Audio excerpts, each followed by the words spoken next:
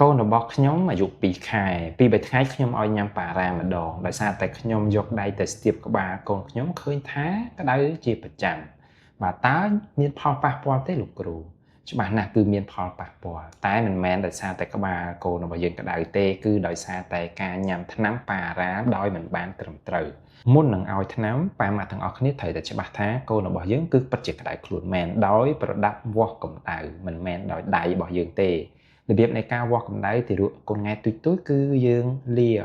កសែងដែលរុំគាត់សិនរយៈពេល15នាទីទៅ20នាទីបើសិនយើងមានកៅអៅក្រាស់គឺត្រូវដោះកៅអៅចេញទៀតបាទយើងវាស់នៅនឹងក្លៀកបើសិនជាឃើញលេខ38ទើបចាត់ទុកថាកូនរបស់យើងក្តៅខ្លួនយើងអាចឲ្យញ៉ាំថ្នាំបានបន្ទាប់មកគឺយើងត្រូវទៅជួបគ្រូពេទ្យដើម្បីពិនិត្យចំពោះករណីដែលកូនក្តៅក្បាលតែយើងឲ្យថ្នាំគឺវាមិនត្រឹមត្រូវទេសូមប៉ាម៉ាក់ទាំងអស់គ្នាកុំធ្វើចឹងអី